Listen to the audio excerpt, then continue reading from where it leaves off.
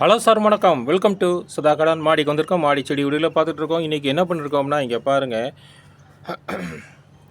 ஒரு பெருங்காய டப்பாவோட வந்திருக்கோம். என்னடா ஒரு பெருங்காய டப்பாவோட வந்திருக்காரு, சாம்பாருக்கு போடுற பெருங்காய டப்பா இங்கேயும் கொண்டு வந்தாருன்னு கேட்குறீங்களா? இது சாம்பாருக்கு மட்டும் வாசனை கொடுக்குறது இல்லைங்க, நம்ம தோட்டத்துக்கே ஒரு சிறப்பை கொடுக்குறது இந்த பெருங்காயம் தாங்க. இந்த பெருங்காயத்தினால எவ்வளவு பயன்கள் இருக்குது அப்படிங்கிறத இந்த வீடியோவில் பார்க்க போகிறோம். அதாவது தொல்லை கொடுக்கும் பூச்சிகளை எல்லை விட்டு போக செய்கிறது இதுதான். மூட்டை முடிச்ச கட்டிக்கிட்டு நம்ம வீட்டை விட்டு ஓடி போயிருன்னு சொல்கிறது இதுதான். வளராத செடியை வளர வைக்கிறது இதுதான். இது ஒரு சூப்பர் டானிக்னு சொல்லலாம், எனர்ஜி டானிக்னு சொல்லலாம். இது வெயில் காலத்தில் அது செடிக்கு சிறந்த உரம்னு கூட சொல்லலாம். ஆனால் அதே சமயத்தில் நல்ல கவனத்தில் வச்சுக்கோங்க. இதே கொஞ்சமாக தாங்க உபயோகிக்கணும். செடி வளரணும், குப்புன்னு வளரணும்னு சொல்லி அள்ளி போட்டிங்கன்னா அது மொக்குன்னு செத்து போயிருங்க. அதனால் இந்த பெருங்காயத்தூளை நாங்கள் எப்படி பயன்படுத்துகிறோங்கிறத நீங்கள் அந்த வீடியோவில் கொஞ்சம் பாருங்கள். அது மத்தியில் இந்த செடி வளர்க்க சூப்பர் டிப்ஸ்லாம் சொல்கிறோம், அதுக்கு பாருங்கள். உங்களுக்கு ஏதாவது சந்தேகங்கள் இருந்தால் எங்கள் கமெண்ட்ஸில் கேளுங்க, நாங்கள் பதில் சொல்கிறோம். இந்த வீடியோவை ஸ்கிப் பண்ணாமல் பாருங்கள். பல அன்பர்கள் எங்கள் வீடியோவை சப்ஸ்கிரைப் பண்ணாமல் இருக்கீங்க. தயவுசெய்து சப்ஸ்கிரைப் பண்ணுங்கள், ஷேர் பண்ணுங்கள், லைக் பண்ணுங்கள். வாங்க வீடியோக்குள்ளே போகலாம். சிலர் எங்கள் வீட்டு ரோஜா செடியில் பூ மட்டும் தான் பூக்க மாட்டேங்குது, எல்லாமே இருக்குது, ஆனால் செடி பூக்களையும் வருத்தப்படுறாங்க. ஆனால் ஒருத்தர் சொல்கிறாரு, எங்கள் வீட்டில் ரோஜா செடியை பாருங்கள், பூக்களும் இல்லை, இலைகளும் இல்லை, ஒன்றுமே இல்லைங்க, குச்சியாக மொக்கையான்னு நிற்கிது, இதுக்கு என்ன பண்ணுறதுன்னு கேட்குறாரு. அவங்களுக்காக இந்த பதிவை கொடுக்குறோம். கவலையை விடுங்க. இந்த பாருங்கள், இப்போ உங்கள் செடி இது மாதிரி தான் இருக்கும்னு நினைக்கிறோம். இந்த பாருங்கள், இதுக்கு நம்ம என்ன செய்யணும்னா பெருங்காயத்தூளை நம்ம எடுக்கணும். இந்த பெருங்காயத்தூளை எடுத்து நம்ம என்ன செய்யணும்னா, இந்த பாருங்கள், இப்போ இந்த இடத்த மண்ணை கொஞ்சம் தள்ளி விடுங்க. இந்த இடம்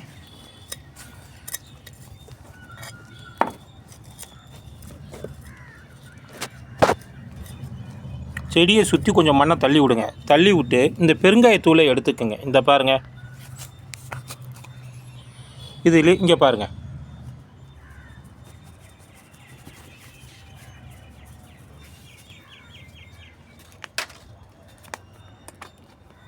இந்த பாருங்கள், கொஞ்சம் போடுங்க, ரொம்ப போட்டுறாதீங்க. இதை போடுங்க, இது வாசனை தூக்கலாக இருக்கும். அப்படியே தள்ளி விடுங்க.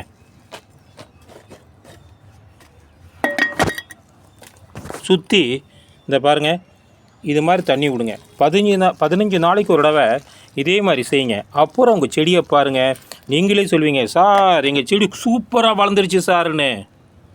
பெருங்காயத்தூள் நம்ம உடல் நலத்தை எப்படி பாதுகாக்குதோ அதே மாதிரி செடிக்கு சிறந்த பயனளிக்குதுங்க. இப்போ இந்த புளிச்சமோர் பெருங்காய கலவை தண்ணியில் ஊற்றி செடிகளுக்கு ஊற்றுறதுனால செடி கொத்தான பூக்களை தருங்க. இது செடிக்கு வாரம் ஒரு முறை ஊற்றுங்க. அது எப்படி ஊற்றுறது அப்படிங்கிறத பார்க்கலாமா? இங்கே பாருங்கள், புளிச்சமோரை எடுத்துருக்கோம். இப்போ இதில் பெருங்காயத்தூளை போடுறோம் பாருங்கள். ஒரு சிட்டிகை போட்டாலே போதும். இந்த பாருங்கள்,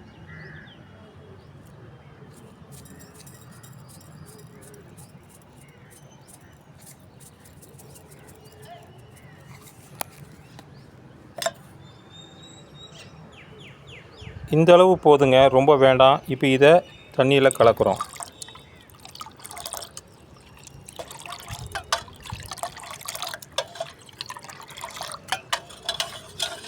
புளிச்ச மோரோட இந்த பெருங்காயத்தூளை கலந்துருக்கோம். இதை ஒரு கப்பு எடுத்துக்குங்க. அப்படியே இந்த பாருங்கள், தண்ணியில் ஊற்றுங்க. இன்னொரு கப்பையும் எடுத்துக்குங்க. அப்படியே தண்ணியில் ஊற்றுங்க. தண்ணியில் ஊற்றி நல்லா கலந்து இது செடிக்கு ஒரு கப்பு ஊற்றுனாலே போதுமானது. எப்படி ஊற்ற போகிறாங்கிறத பார்க்கலாம் வாங்க. இதை பாருங்கள், இந்த எலுமிச்சை செடியில் நல்ல களைகள்லாம் இருக்குது. இதெல்லாம் எடுத்து போட்டுருங்க போதும்.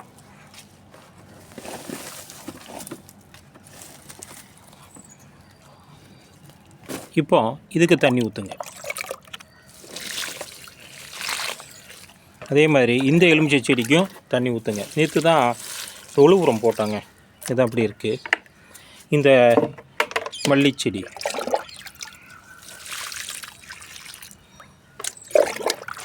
இந்த மல்லிச்செடிக்கும் ஊற்றுங்க. இந்த நவாப்பழ செடிக்கும் ஊற்றுங்க. இதே மாதிரி எல்லா செடிக்கும் ஊற்றுங்க. செடி ஒரு வாரத்தில் சிறப்பாக வளரும். இதே வாரம் ஒரு முறை பண்ணுங்க. இந்த கொய்யா செடியில் காய் வரும்போது அந்த அணில் தொல்லை ரொம்ப இருக்குதுன்னு நினைக்கிறீங்களா? அப்புறம் புழு தொல்லை, அப்புறம் வேறு ஏதாவது பிரச்சனைகள்லாம் இருக்குதுன்னு நினைக்கிறீங்களா? அப்போ ஒன்றும் செய்யாதீங்க. பெருங்காய கட்டியை இந்த பாருங்கள், எப்படி ஒரு துணியில் கட்டி இது மாதிரி கட்டி வச்சுருங்க. கட்டி வச்சு அப்படியே விட்டுருங்க. இந்த வாடைக்கு அந்த பக்கம் எந்த எலியோ இல்லாட்டா அணிலோ எந்த புழு பூச்சியோ எதுவுமே வராது. இது உங்கள் செடிக்கு சிறந்த பாதுகாப்பு. இது மாதிரி நீங்கள் பண்ணிங்கன்னா செடியை காப்பாற்றலாம். செடி கீழே புழு தொல்லை இருக்குது, இல்லாட்டா எறும்பு தொல்லை இருக்குது, அந்த நத்தை தொல்லைலாம் இருக்குன்னா ஒன்றும் பண்ணாதீங்க. ஒரு பெருங்காயத்தூளை செடி கொஞ்சம் தள்ளி மண்ணில் புதைச்சி விட்டுருங்க. புதைச்சி விட்டிங்கன்னா அந்த வாசனைக்கு செடிக்கு பக்கத்துலேயே இது வராது. அதை தவிர இது நீங்கள் தண்ணி ஊற்ற கொஞ்சம் கொஞ்சமாக கரைஞ்சி சுலோ ஃபெர்டிலைசராக அந்த செடிக்கு பயன்படும். இது ஒரு சிறந்த பெருங்காயத்தினுடைய பலனாகும். செடியில் இங்கே பாருங்கள், அஸ்வினி பூச்சி தொல்லை இருக்குது. இங்கே பாருங்கள். அப்போ இது மாதிரி இருந்தால் இந்த இலை சுருண்டுருங்க. இந்த பாருங்கள், இலையெல்லாம் கொட்டு போயிடும். அதுக்கு என்ன செய்கிறது அப்படின்னா, இந்த புளிச்சமோர் கரைசலோட கொஞ்சம் மஞ்சத்தூளையும் சேர்த்து அந்த பெருங்காயத்தூளை சேர்த்து மிக்ஸ் பண்ணி வடிகட்டி ஸ்ப்ரேயில் வச்சு அடிக்கும்போது அது சூப்பராக வேலை செய்யுங்க. அது எப்படி வேலை செய்யுதுங்கிறத பார்க்கலாம் வாங்க. இந்த கரைசல் புளிச்சமோர், பெருங்காயத்தூள், மஞ்சத்தூள் கலந்த கரைசலுங்க. இதோட அலுவேரா ஜெல்லையும் ஊற்றிருக்கோம். இந்த பாருங்கள், அலுவேரா ஜெல் எடுத்திருக்கோம், மஞ்சத்தூள் எடுத்திருக்கோம், புளிச்ச மோர் எடுத்துருக்கோம். இந்த மூணும் கலந்த கலவையானது செடிக்கு மிகுந்த பயனளிக்குங்க. இது மொட்டுக்கள் பூக்க வைக்கும், பெரிய பெரிய பூக்களை தரும், வேரல்கள் நோயை காப்பாற்றும். இதில் உள்ள நம்ம அந்த ஜிப்ரால்டின்ங்கிற புளிச்ச மோர் இருக்கிறது செடிக்கு வேருக்கும் பாதுகாவளிக்கும், பூக்களுக்கும் கொத்து கொத்தாக பூக்க வைக்கும்.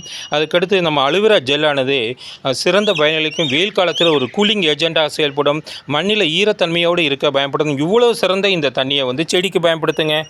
செடியில் மொட்டுக்களே வைக்கலை, பூக்களே உதிருதுன்னு ஒரே கவலையாக இருக்காங்க. உங்கள் வாடிய முகத்தில் புன்னகை தவளணும்னா இந்த பெருங்காயம் போதுங்க. புளிச்சமோர் பெருங்காய ஸ்ப்ரே பண்ணுங்க.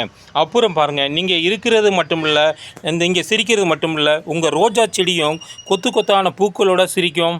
செடியில் வேறு அழுகல் நோய் ஏற்பட்டு வாடி வதங்கி போயிருக்கா, செத்துக்கிட்டு இருக்கா, அந்த செத்து போகின்ற செடியை கூட பிழைக்க வைக்கிற தன்மை இந்த கரைசலுக்கு இருக்குங்க.